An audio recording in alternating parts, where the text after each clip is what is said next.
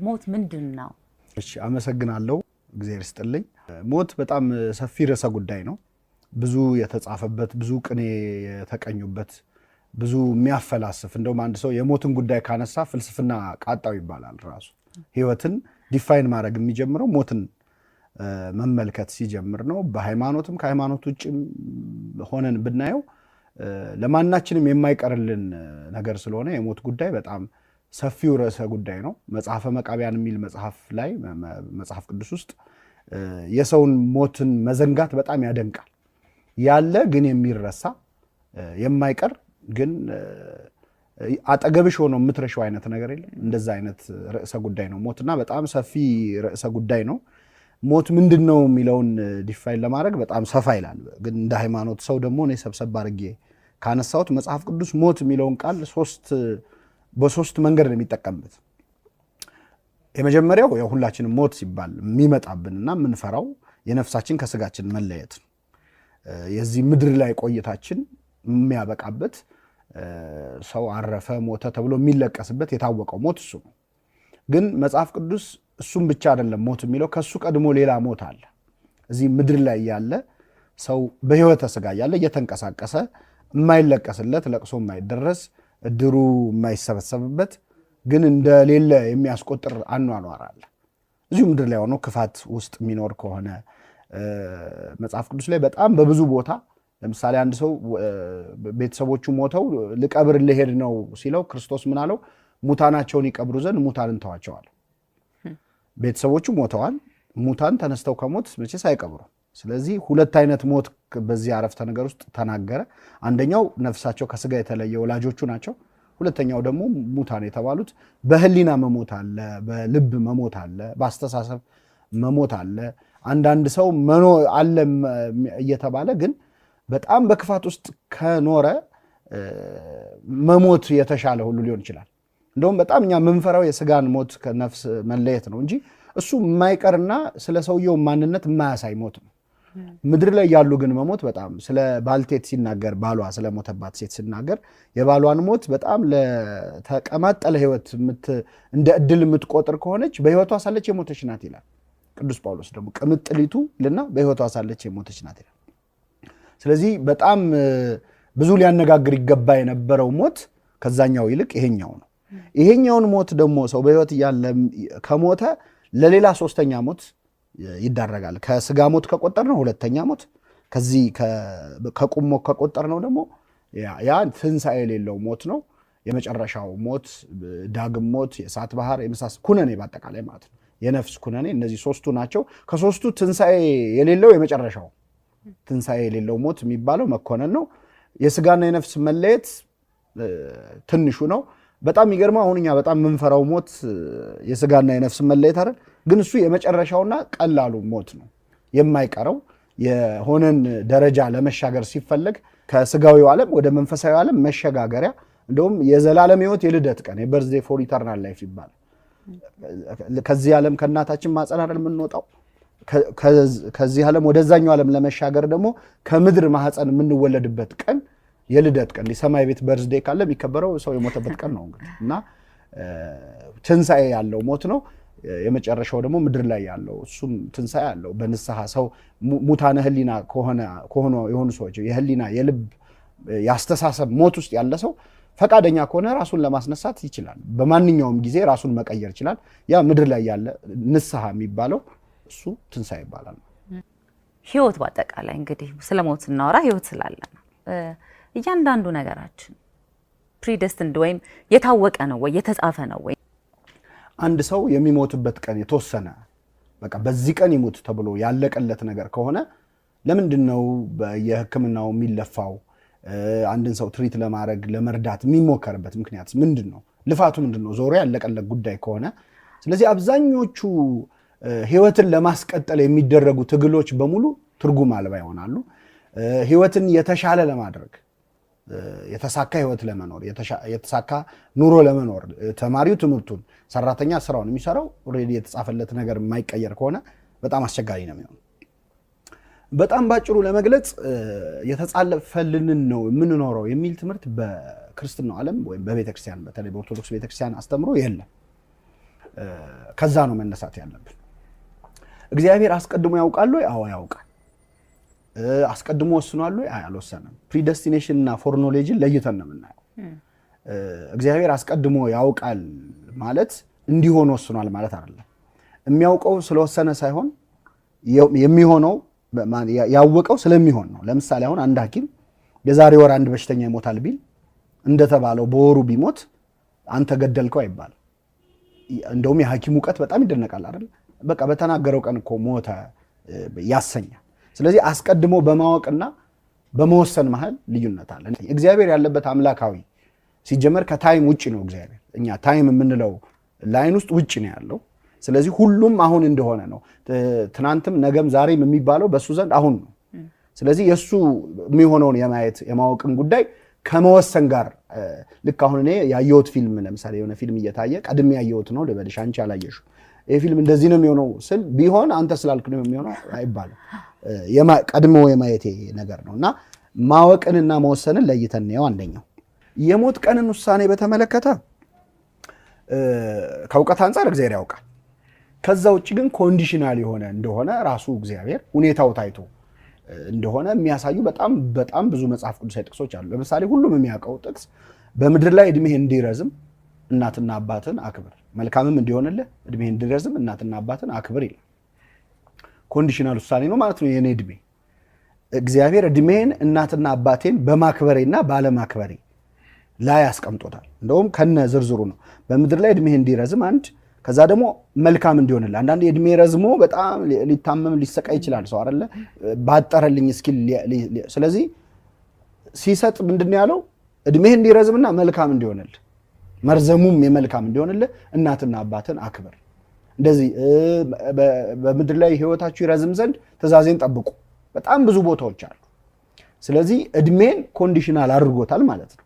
ከተወሰነለት እድሜም በታች እግዚአብሔር እንዲኖር እየፈለገው ሊያጥር ይችላል ሰው። ለምሳሌ ዳዊት ሲጸልይ ይላል በዘመኔ እኩሌታ አትውሰደኝ ይላል። በእድሜ እኩሌታ አትውሰደኝ ማለት አንተ እንድኖር ያሰብከው አለ፣ ግን በእኔ ምክንያት አታቋርጠው ይላል። እና አንዳንዴ ሰው በራሱ ምክንያት ሊያሳጥረው ይችላል እስከ ሱሳይድ እስከማድረግ ድረስ ማለት ነው። ሱሳይድ ማድረግ ለጊዜያዊ ችግር ዘላቂ መፍትሄ ራስን ማጥፋት ማለት ነው። አሁን ይሄ ተወስኖ ነው ሊባል አይችልም። ልክ እንደዛ ግን ሱሳይድ የግድ እኮ መርዝ መጠጣት ብቻ ላይሆን ይችላል።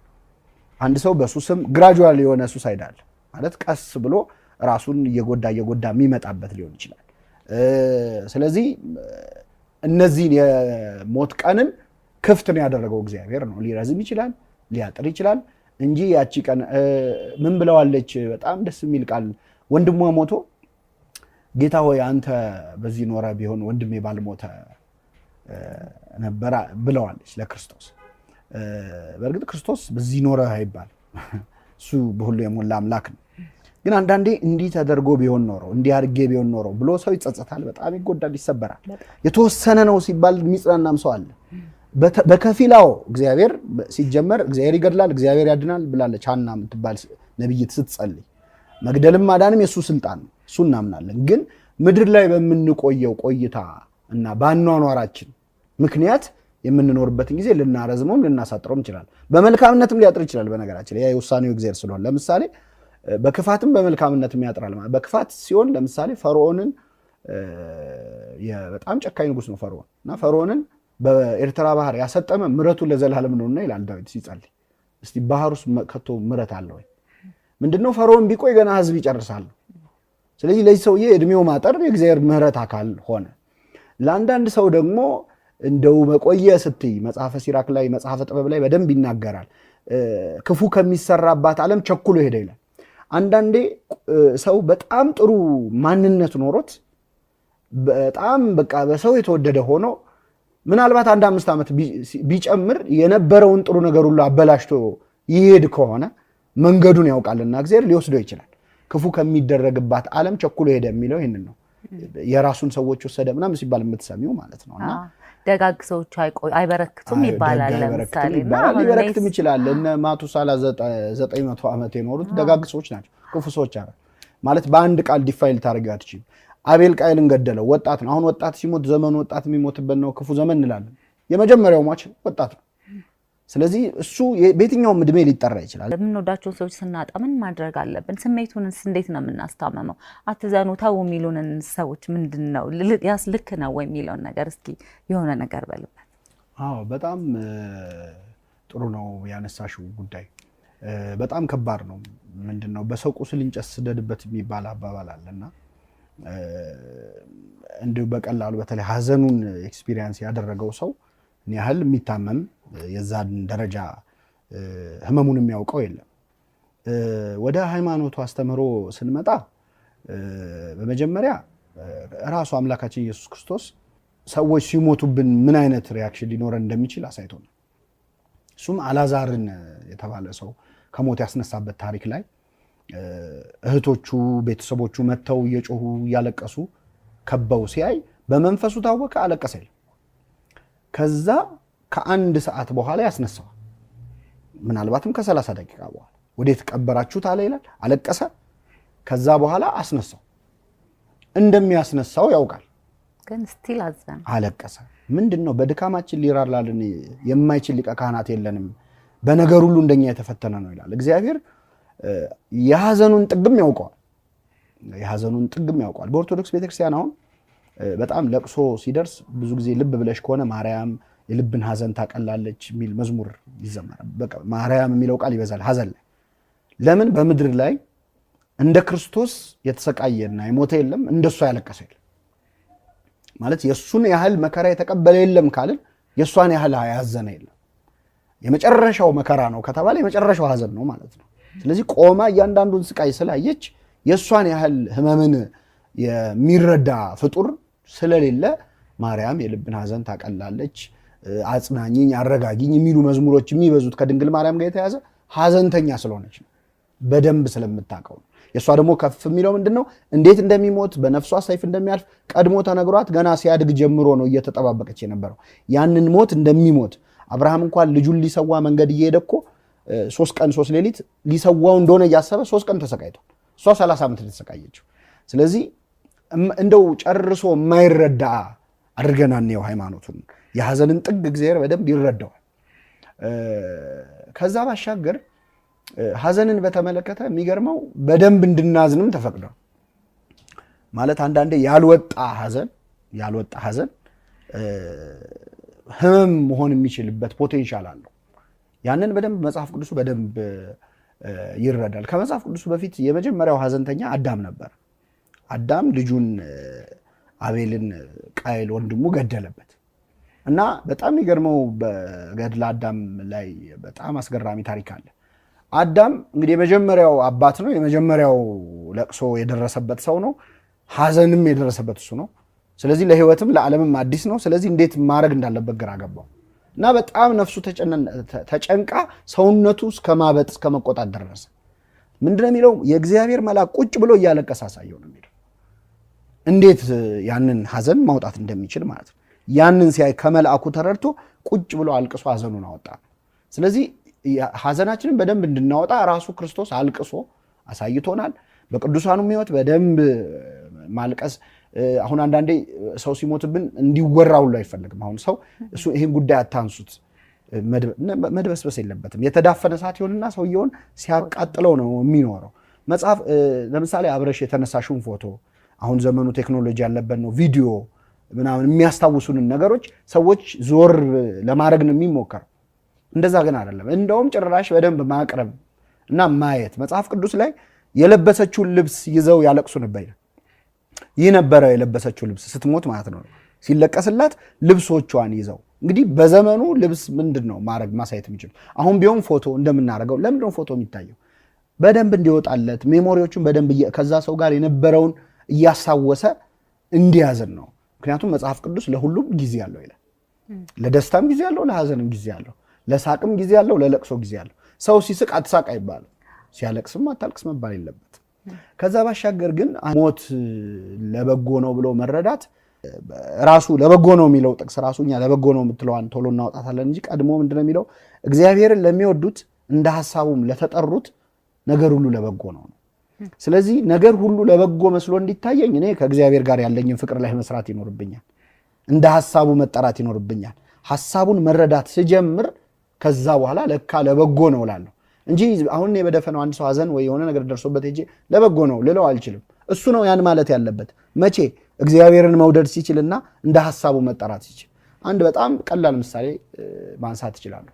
ዮሴፍ የተባለ ሰው በጣም የታወቀ ውብ የመጽሐፍ ቅዱስ ታሪክ ነው። የገዛ ወንድሞቹ ሸጡት። እንዴት ነው ይሄ ለበጎ የሚሆነው? ማለት ሊገሉን ነበር መጀመሪያ። እንደውም አንደኛው ወንድሙ አይን ሽጠው ብሎ ነው ሸጡት። ምንም ጥፋት የለበትም። ስንቅ ይዞላቸው ነው ሄደው። ለወንድሞቹ የሚበሉትን ስንቅ አድርስ ተብሎ ሄደ። እሱ ያመጣውን ስንቅ አስቀምጠው በልተው እሱን በ20 ብር ለግብፃውያን ሸጡት። ባሪያ ነው የሆነው። እንግዲህ ከአባቱ ቤት በጣም ተወዳጅ ተሞላቆ ያደገ ያዕቆብ በጣም የወደው ያማረ ልብስ ሰጠው። ምን ይላል ከዛ በፊት ታሪኩ? በወጣትነት እድሜው ወስደው ግብፅ ላኩት። የማያውቀው ሀገር ሄዶ ባሪያ ነው የሆነው። ደሞዝ የለውም። አስቢው። በጣም ብዙ ስቃይ ውስጥ ነው የኖረው። ከዛ ከብዙ መከራ በኋላ ደግሞ የተቀጠረበት ቤት ሴት ለዝሙት አስቸገረችው። እምቢ ሲላት ፈጣሪን ፈርቶ ደፈረኝ ብላ ከሳው እስር ቤት ገባ። ይሄስ እንዴት ነው ለበጎ የሚሆነው? እያንዳንዱን ታሪክ ስታዩ ስቃይ ነው። መጨረሻ ላይ የሆነ ሰው ህልም ፈቶ ቤተ መንግስት ገባ። የንጉሱን ህልም ፈታ። ከዛ ሾመው። ወንድሞቹ መጡ ይላል። ከብዙ ዓመት በኋላ ረሃብ መጣ። ረሃብ እንዴት ነው ለበጎ የሚሆነው? ግን ለበጎ ሲሆን መጨረሻ ላይ ምን ይላል? ወንድሞቹ ይቅርታ ብለው ሲጠይቁት ይቅርታ አረኩላችሁ ሲላቸው አላመኑም፣ ፈሩት። ጠብቆ ሊገለን ይሆን ብለው እና አባታቸው ሲሞት ራሱ መጡና ምን አሉት? እንደው እባክህ እንዳይገላቸው ፈርተው አባታችን ሊሞት ሲል አደራ ይቅርታ አድርግላቸው ብሎሃል ብለው መጥተው ሲነግሩት አለቀሰ ይላል። እንዴት ይቅር አልላችሁም ብላችሁ አሰባችሁ ካለ በኋላ ዋና የፈለግኳት እችን እናንተ ለክፉ ብላችሁ ሸጣችሁኝ፣ እግዚአብሔር ግን በረሃብ ዘመን ለህዝቡ ምግብ ለማዘጋጀት ለዚህ ቀን አሰበው ይላል። እና እኔ ባላለቀ ስዕል ላይ አስተያየት ልሰጥሽ አልችልም ነው የምልሽ። በህይወት ውስጥ የሆነ ጊዜ የደረሰብን መከራና ሀዘን ለምን እንደደረሰ ሰው ሊያብራራልን አይችልም። እግዚአብሔር ግን በሆነ ሰዓት ለበጎ ነው የምንልበት ፍቅር ላይ ስንደርስ በራሳችን መንገድ እንዲህ ባይሆን ኖሮ እኮ ትንሽ ቢቀድም ኖሮ ትንሽ ቢከተል ኖሮ ይበላሽ ነበር የምንልበትን እውነታ ለእያንዳንዳችን ይሰጠናል። ያንን ዝም ብሎ ለሁሉም ሰው የሚሆን መልስ መስጠት አይቻልም።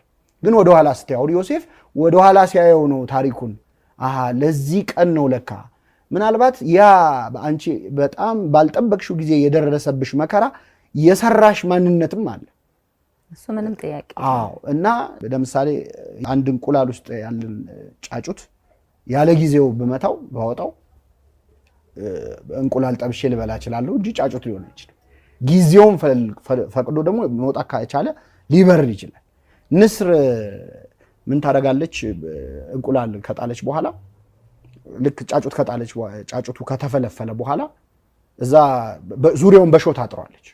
ለምን? ኮምፈርተብል እንዳይሆን እና ሲያመው እንዲህ ሲል ሲሸሽ ክንፉ እያደገ እየጠነከረ ይመጣል። ከዛ ክንፉ መጠንከሩን ስታቅ ምን ታደርጋለች? ቤቱን ታፈርስበታለች። ንስሩ ሲፈርስበት ተከሰከስኩኝ ብሎ ይሄዳል፣ ይበራል ማለት ነው። እግዚአብሔር አንዳንዴ ሊያጠነክረን የሚያጥራቸው ሾሆች አሉ። በእኛ ስርዓትን እንድማር ያስጨነከኝ ለመልካም ሆነልኝ ይላል ዳዊት። ምን አይነት ጭንቅ ነው? ጭንቅ ነው፣ ግን ለመልካም ሆነልኝ። በኋላ ስታዩ የሚገባሽ ነገር አለ በህይወትሽ። እና እያንዳንዱ ሰው ለበጎ ነው የሚያሰኘው። ዝም ብሎ የሰው ቁስል ላይ እንጨት ለመስደድ አይደለም። በዛ ሰው ታሪክ ውስጥ ያ ነገር መሆኑ የሚያመጣቸው በጣም ብዙ መልካም ነገሮች አሉ። ዩኒቨርሳሊ እኮ ማንኛውም ሰው ወላጆች ይሞቱበታል። ጨርሶ ወላጅም የሌለው ይኖር ይችላል።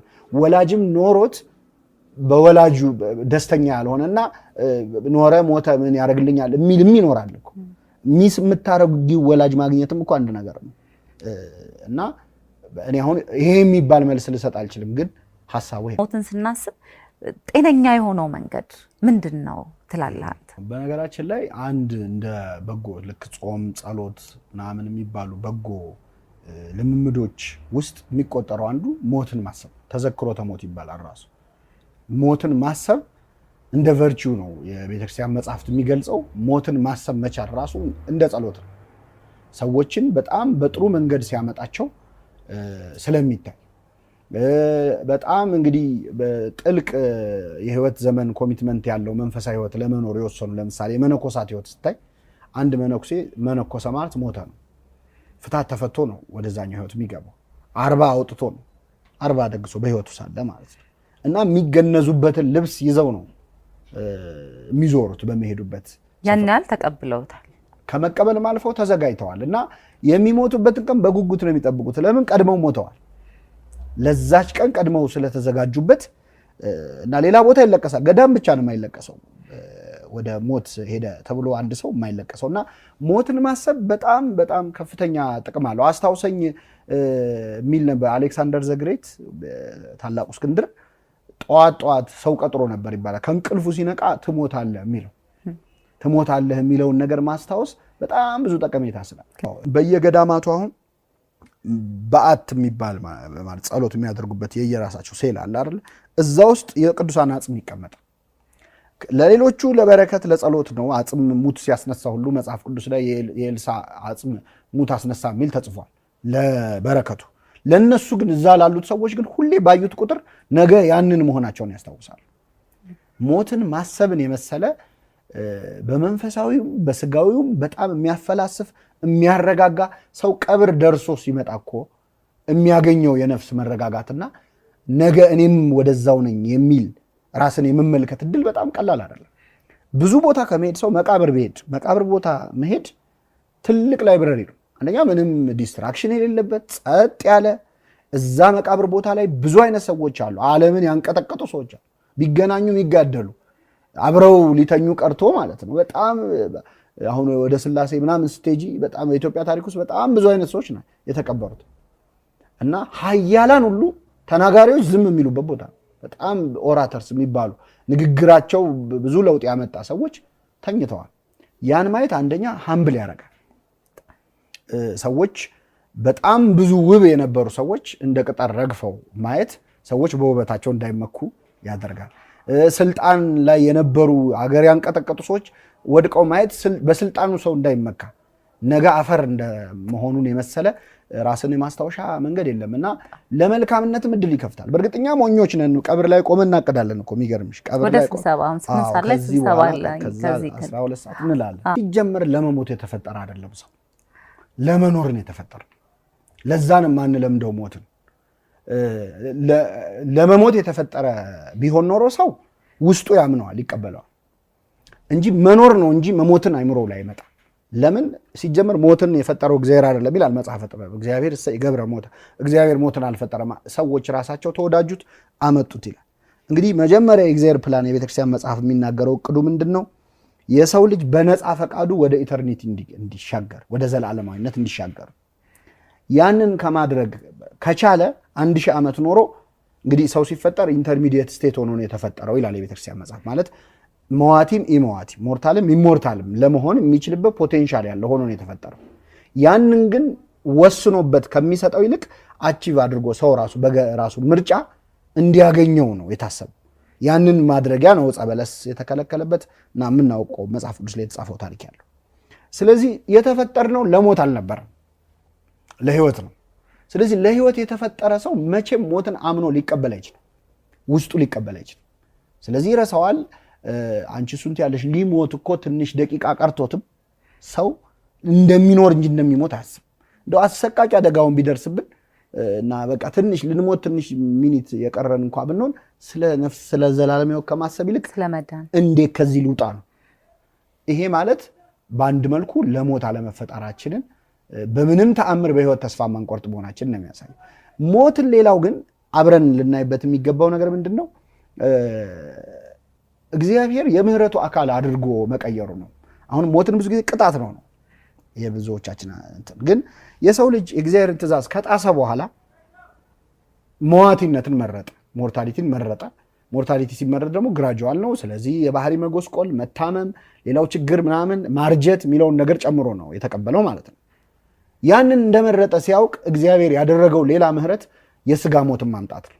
ለምን? ሰውን አንቺ በጎሰቆለ ባህሪው ይሄ ፎልን ኔቸር የሚባለው በዛ እድሜ ልክ እንዲኖር ብታረጊው ምንድን ነው የሚሆነው? እያረጀ ቢቀጥል ማለት ነው። ባይሞት ሞት ባይኖር ኖሮ የሚያበቃ አለ። ስለዚህ ሞት ማለት የምህረቱ አካል ነው የምትለው ቤተክርስቲያን ምንድነው? እስሩን ነው ወይም የቅጣቱን ዘመን ነው ያሳጠረው። 70 80 ምናምን አርጎ የኖርናትን እድሜ ያህል ኖረን በዚህ በጎሰቆለው ባህሪ እዚች ምድር ላይ በትንሽ ጊዜ ያችን የመዋቲነትን እንትን ቀምሰ ነው ከዛ በኋላ ወደዛኛው እንድንሻገር በዚህ ጊዜ ደግሞ ለዛኛው እንድንሰራ ሁለተኛ የተሰጠ እድል ነው ሞት።